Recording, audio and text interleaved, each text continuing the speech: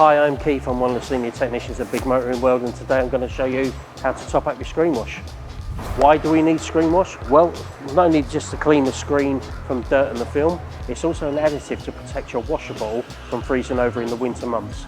First thing you want to do is open the bonnet, and then you'll want to locate where the windscreen washer reservoir or bottle is, and it should have a symbol like this, but please consult your owner's handbook as it can vary from make and model.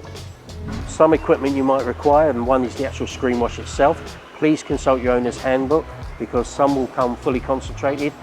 You may require water as well to be added into that. Please read the warning labels as well. You may require a funnel to top up with, and you may require a piece of cloth in case there's any spillages, especially on the bodywork, which you may have to clean up.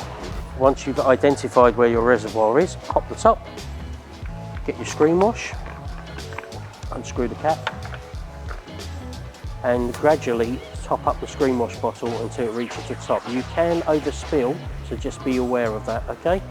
Once you have performed that task, carry out a function by pulling the screen wash stalk towards you, and hopefully you'll have a nice clean screen. And that's how you should top up your screen wash. For more tips and tricks, follow Big Once You Come.